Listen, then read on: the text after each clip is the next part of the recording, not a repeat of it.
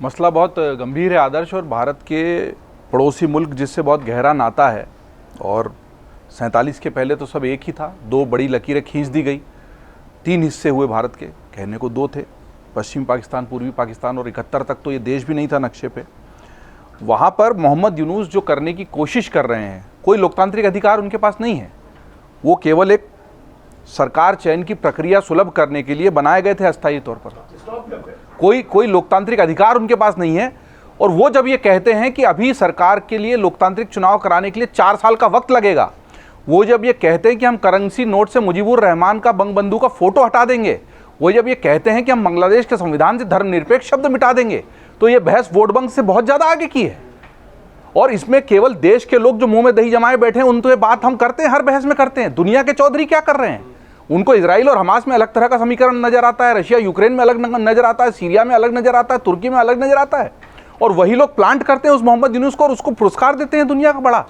और वो मोहम्मद यूनूस एक प्लांटेड एजेंट के रूप में अगर वो कहता है कि मैं बंगबंधु का फोटो हटा दूंगा, जो पाकिस्तान में नहीं हुआ कि जिन्ना का फोटो हटाने की कोशिश नहीं की गई, इतनी अराजकता के बावजूद। भारत में हम राष्ट्रपिता का फोटो रखते हैं करेंसी नोट पर, और जिसने उस राष्ट्र का निर्माण किया उसको फोटो हटाने का मतलब क्या होता है? अगर वो ये कहते हैं कि उस पर हम जुलाई की जो छात्र आंदोलन है, जो पूरी तरह प्रायोजित थी, अब ये स्पष्ट हो चुका है, केवल शेख हसीना को हटाने के लिए वो पूरा कार्रवाई हुई थी, और किसके इशारों पे हुई ये स्पष्ट होता है।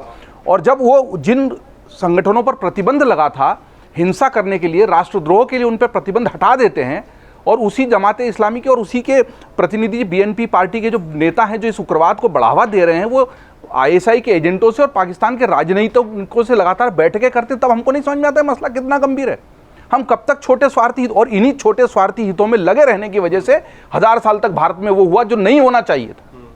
और इस विषय की गंभीरता अगर हम नहीं समझते हैं, और इसकी पार्टी, उसके नेता उसका वोट बैंक करते रहेंगे, तो फिर ये आग और भयावह रूप से हमें चपेट में ले लेगी।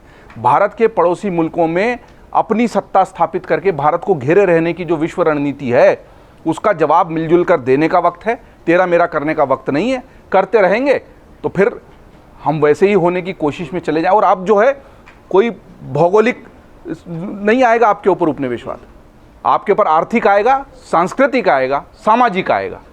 और उसकी कोशिशों को जो नहीं समझता है वो इस तरह की बहस में पड़ा रहे तेरे मेरे। मुझे लगता है कि बहुत अच्छा सवाल उठा है यहाँ पर कि भारतीय कौन है और भारतीयता की बात होगी कि नहीं।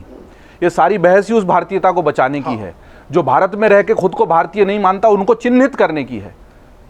कोई नहीं कह रहा है कि आप इस भारत से चले, जो उखाड़ पछाड़ होनी थी 47 में हो गई, हमारे न चाहते हुए भी हो गई। जिनको लकीरें खींचनी थी उन्होंने खींच दी, बीच अरब देश में ले जाकर एक इजराइल जिनको बसाना था और लड़ाइयाँ करवानी थी उन्होंने करवा दी। अब आप किसको दोष दे रहे हो? तब हम ये सोचते थे कि इतना शक्तिशाली राष्ट्र कैसे ऐसे गुलाम बन गया। आज समझ में आता है जब हम आज भी दुश्मन को चिन्हित नहीं कर पा रहे हैं तो फिर क्यों नहीं बन जाएगा। दुश्मन को चिन्हित करने की इतनी जबरदस्त कमजोरी और इतनी बौद्धिक कंगाली अगर रहेगी तो स्थितियां कमजोर होंगी।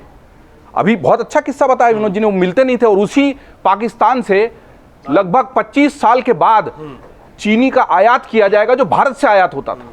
स्थितियां किस दिशा में जा रही हैं, राजनयिकों के साथ बैठक हो रही है। हम नहीं समझ पाएंगे और तेरा मेरा करते रहेंगे तो स्थितियां वहीं जाएंगी। इसीलिए मैं उस पर कंक्लूड करना चाहता था। दुश्मन को कौन कहता है कि तुम भारत से बाहर चले जाओ, पर जब भारत में रहते हो तो भारत की बात करो, तो भारतीयता है और भारतीयता जिंदा है। और भारतीयता की परिभाषा पर तो बहस संसद में भी हो सकती है, यहां भी हो सकती है, बहुत लंबी चली जाएगी।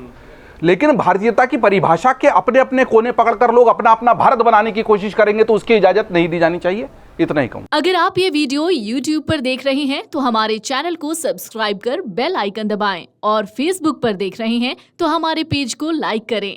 8 मिलियन प्लस सब्सक्राइबर, आपके इस भरोसे के लिए बहुत धन्यवाद।